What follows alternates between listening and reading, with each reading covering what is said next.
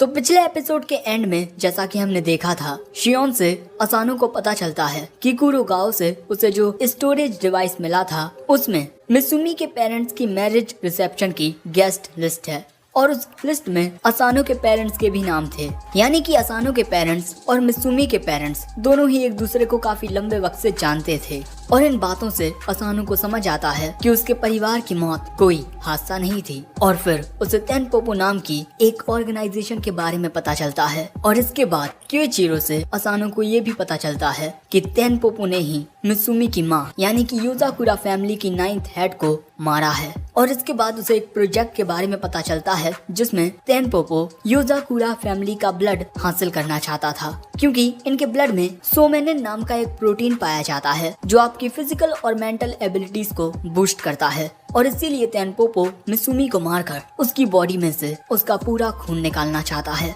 और इसके बाद अपने मिशन के दौरान असानो को ये भी पता चलता है कि तेनपोपो ने सिंथेटिकली एक सीरम बना लिया है जिसको अपनी बॉडी में इंजेक्ट करने पर वो आपको इतनी ज्यादा ताकत दे सकता है जितनी आपकी बॉडी सह सकती है।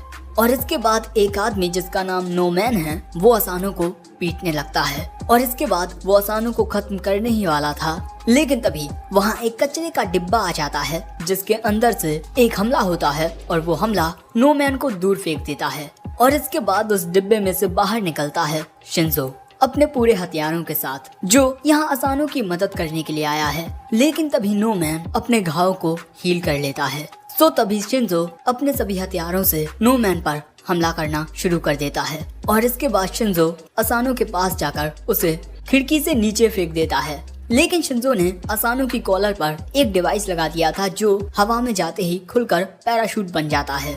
और इसके बाद शिंजो कहता है मैं यहाँ सब कुछ संभाल लूंगा, लेकिन अगले ही पल में नोमैन उसके पास आकर उस पर हमला कर देता है और कहता है देखते हैं तुम मेरी इस बॉडी का मुकाबला कर पाते हो या नहीं, लेकिन अगर मैंने अपने दांतों में लगे स्विच को प्रेस कर दिया तो क्या होगा तुम समझते हो ना? ये पूरा होटल और इसके सभी लोग धमाके से मर जाएंगे और सिर्फ एक रास्ते से ही तुम मुझे ऐसा करने से रोक पाओगे। तुम जानते हो ना, तुम्हें यहाँ खुद को सैक्रिफाइस करना होगा। और इसके बाद नोमैन शिंजो को पीटना शुरू कर देता है और शिंजो भी उस पर पलटवार नहीं करता। और यहाँ नोमैन शिंजो को इतने बुरे तरीके से पीट रहा था कि नीचे के फ्लोर्स हिलने लगे थे। लेकिन तभी शिंजो कहता है मैं तुम्हारी मार बेफिजूल में नहीं खा रहा, मैं तो बस सही वक्त का इंतजार कर रहा हूँ। और नीचे होटल में हम देखते हैं कि एक आदमी पुलिस को फोन करके बताता है हमारे होटल में एक टेररिस्ट तबाही मचा रहा है। और ये टेररिस्ट असानो होता है जो पागलों की तरह हरकतें कर रहा था, क्योंकि शिंजो ने उसे बताया है दूसरों को बचाना हमारी फर्स्ट प्रायोरिटी होती है। और असानो यहाँ यही कर रहा था। वो यहाँ अजीब सी हरकतें कर कर सभी लोगों को डरा रहा था और लोग डर कर होटल से भागने लगते हैं। यहाँ तक कि वो होटल से नीचे कूदने भी लगते हैं, लेकिन नीचे काफी बड़े बड़े मुलायम कुशन्स रखे हुए थे। देखते ही देखते पूरा होटल खाली होने लगता है और होटल से भागते हुए हम इस मोटी औरत को देखते हैं जिसे हमने पिछले एपिसोड में भी देखा था। लेकिन तभी अचानक ये मोटी औरत बैलेंस बिगड़ जाने की वजह से गिरने लगती है। इसे एक आदमी गिरने से बचा लेता है। वो औरत उसे शुक्रिया कह के वहाँ से चली जाती है। और दोस्तों ये वही आदमी होता है जिसे हमने पिछले एपिसोड के एंड में देखा था। दूसरी ओर नोमैन को अपने माइक्रोफोन के जरिए पता चलता है कि होटल से सभी लोग भाग चुके हैं। और अगले ही पल में शिंजो नोमैन में एक बहुत ही तगड़ा पंच मारता है जिससे नोमैन काफी दूर खिसक जाता है। तुम्हारी ये ताकत एक योजाकुरा जितनी है, ऐसा कहकर हमारी बेइज्जती मत करो। नोमैन कहता है ऐसा तुम तब कहना जब तुम मुझे हरा दो। लेकिन अगले ही पल में शिंजो एक बड़ी बजूका निकालता है, एक सुपर इलेक्ट्रिक योजाकुरा गन। और इस गन के थोड़े अलग कॉम्प्लेक्स शेप होने की वजह से पूरी योजाकुरा फैमिली में सिर्फ शिंजो ही इस गन को फायर कर सकता है। नोमैन कहता है तुम्हें क्या लगता है तुम्हारे इस गन शॉट से मैं बच नहीं पाऊंगा? लेकिन तभी अचानक नोमैन के नीचे की जमीन चटक जाती है। शिंजो कहता है तुम आज यहाँ इसीलिए नहीं हारोगे क्योंकि तुम्हारा सामना मुझसे हुआ है, बल्कि इसीलिए हारोगे क्योंकि तुमने मेरे छोटे भाई को कमजोर समझने की भूल की है। दोस्तों असानो होटल के सिस्टम को हैक कर चुका है और इसके बाद शिंजो नोमैन पर अपनी सुपर इलेक्ट्रिक योजाकुरा गन से फायर करता है। और तुम लोग देख ही सकते हो कि ये हमला कितना ज्यादा मैसिव है। सभी लोग इसे देखकर बहुत चक्के रह जाते हैं और इसके बाद हम नोमैन को देखते हैं जो इस हमले के बाद वहीं गिरकर बेहोश हो जाता है। और ये सब देख हेलीकॉप्टर में बैठा माकोतो कहता है तो एक फेक सीरम से कुछ नहीं होने वाला, लेकिन मुझे काफी सारा डाटा मिल गया। नोमैन का काम यहाँ खत्म हुआ, अब बारी असली आदमी की है। नोमैन के हार जाने के बाद शिंजो चैन की सांस लेता है और कहता है मैं तुम्हारे पास आ रहा हूँ असानो। लेकिन तभी अचानक हम देखते हैं कि असानो जरा डगमगाने लगता है। सो से एक आदमी आकर पकड़ लेता है और ये वही आदमी है जिसे अब तक हम 2-3 बार देख चुके हैं। इसके बाद वो आदमी यहाँ से जाने लगता है। असानो उसे बचाने के लिए शुक्रिया कहता है, लेकिन वो आदमी असानो से कहता है तुम्हें अपना ख्याल रखना चाहिए बच्चे, क्योंकि अगर तुम्हारा शरीर कमजोर रहेगा तब तुम उनकी हिफाजत नहीं कर पाओगे जिन्हें तुम बचाना चाहते हो। और दोस्तों, इस आदमी के हाथ में एक रिंग होती है। उस आदमी के जाते ही असानो के पास शिंजो आ जाता है। हे, मेरी मदद करने के लिए शुक्रिया। लेकिन तभी अचानक शिंजो असानो की बॉडी पर कई सारे जख्मों को देखता है और जैसे ही असानो को इन जख्मों का एहसास होता है वो वहीं बेहोश हो जाता है। दोस्तों, ये काम उसी आदमी का है जिसने असानो को गिरने से बचाया था। अगले ही पल में शिंजो असानो के पास जाता है और उसे पकड़कर कहता है तुम ठीक तो हो ना असानो। लेकिन असानो कुछ नहीं कहता। अगले सीन में हमें योसाकुरा फैमिली का घर दिखाया जाता है जहां असानो का ट्रीटमेंट चल रहा था। और यहाँ ननाओ बताता है कि अगर सही वक्त पर बिग ब्रो शिंजो असानो का फर्स्ट एड नहीं करते तो असानो का बचना बहुत मुश्किल था। लेकिन अभी भी उसकी हालत बहुत खराब है। मित्सुमी असानो को लेकर बहुत परेशान होती है। लेकिन तभी हम क्योइचिरो को देखते हैं जो असानो के ऊपर कुछ लिख रहा था। सो अगले ही पल में ननाओ उसे रूम से बाहर ले जाने लगता है क्योंकि फुताबा ने उसे काफी कूट दिया था। और इसके बाद ननाओ क्योइचिरो को बाहर फेंक कर दरवाजा बंद कर देता है। और इसके बाद फुताबा सभी से कहती है हमें इसे आराम करने देना चाहिए, हो सकता है कि हम सभी के यहाँ होने से इसे परेशानी हो। लेकिन जाने से पहले ननाओ मित्सुमी को एक फर्स्ट एड बॉक्स दे देता है क्योंकि अगर असानो को कोई दिक्कत होती है तब वो इसका इस्तेमाल कर सकती है। ननाओ के जाने के बाद मित्सुमी असानो के साथ कमरे में अकेली होती है। यहाँ मित्सुमी की नजर एक फोटो पर पड़ती है जिसमें वो अपनी माँ के साथ थी। दूसरी ओर किचन में क्योइचिरो चाय बना रहा था और तभी वहाँ फुताबा आती है और वो फ्रिज में कुछ देखने लगती है। इतनी ही देर में क्योइचिरो की चाय भी बन जाती है। अपना सामान लेकर फुताबा वहाँ से जाने लगती है और इस टाइम पर क्योइचिरो उससे कुछ नहीं कहता। इसके बाद क्योइचिरो अपनी चाय पीने लगता है। लेकिन तभी शिंजो वहाँ आकर कहता है क्या मैं आपके साथ कुछ बात कर सकता हूँ बिग ब्रो। शिंजो को देख क्योइचिरो कहता है हर एक चीज का दोष खुद को मत दो, जो भी हुआ उसके जिम्मेदार तुम नहीं हो। शिंजो कहता है मुझे उस वक्त अपनी आंखों पर यकीन ही नहीं हुआ। अचानक ही असानो की बॉडी से खून निकलने लगा। मैं हर एक चीज को बहुत आसानी से भांप लेता हूँ, लेकिन उस पल मुझे ना ही वहाँ पर किसी की प्रेजेंस महसूस हुई और ना ही कुछ सुनाई दिया। मैं बस इतना जानता हूँ कि मेरे आने से कुछ लम्हों पहले ही असानो पर वो हमला हुआ था और इस हमले का रिएक्शन देने में उसकी बॉडी को जरा वक्त लगा। और ऐसे हमले सिर्फ एक ही इंसान कर सकता है।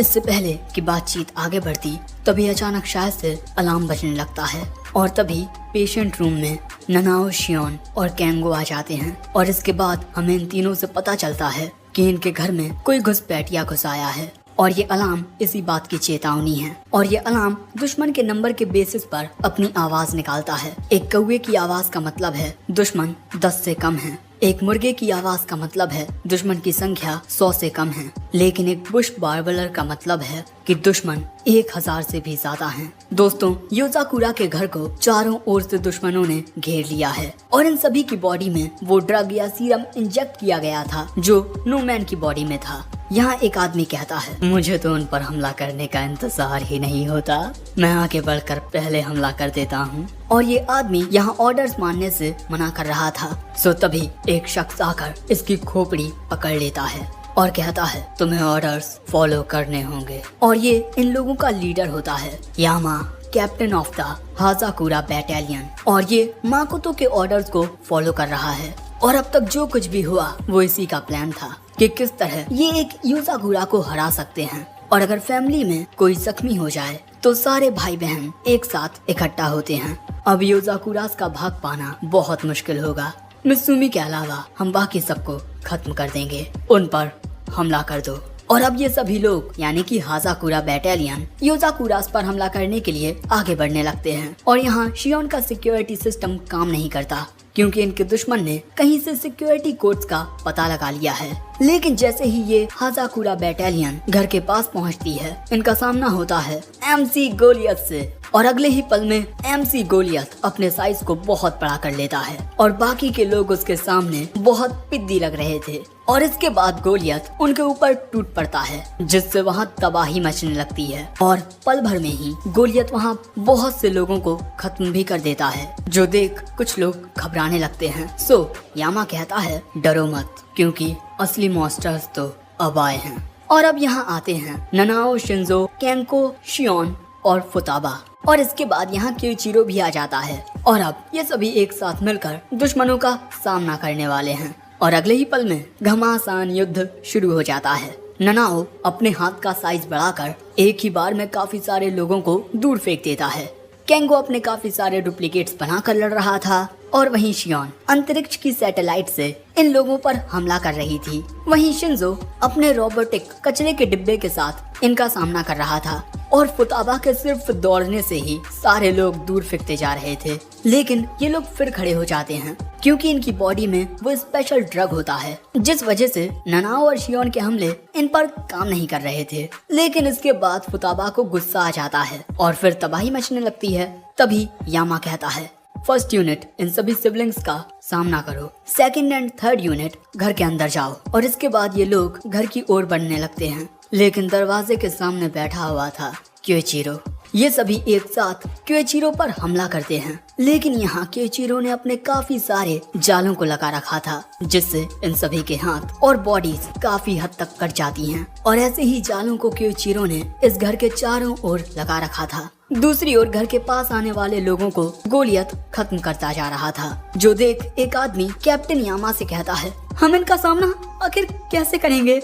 यामा कहता है नॉर्मल लोगों की पावर उस ड्रग से 3% मैक्सिमाइज हो जाती है, लेकिन नोमैन जिसकी ताकत 10% मैक्सिमाइज हुई थी वो भी एक योजाकुरा का सामना नहीं कर पाया। तो बेशक इनका सामना करना मुश्किल होगा, लेकिन अपनी 60% पावर के साथ भी मैं इनको कम नहीं आंक सकता। और इसके बाद यामा अपने हाथ का शेप बदल कर कहता है मैं कुत्तों से बहुत प्यार करता हूँ, मेरे लिए ऐसा करना बहुत मुश्किल होगा। और इसके बाद यामा सीधा जाकर गोलियत के मुंह पर एक जोरदार मुक्का मारता है जिससे गोलियत सीधा क्योइचिरो के जालों से कटता हुआ मेंशन में जाकर लगता है। लेकिन इसके बाद हमें पता चलता है कि वक्त रहते क्योइचिरो ने अपने जालों को हटा लिया था, लेकिन इस वजह से यामा मेंशन के अंदर आ जाता है और कहता है एक परिवार की सबसे बड़ी ताकत ही उसकी सबसे बड़ी कमजोरी होती है, प्यार। क्योइचिरो कहता है हाँ हमारा परिवार बहुत करीब है, इसीलिए मैं तुम्हें एक आसान मौत नहीं मरने दूंगा।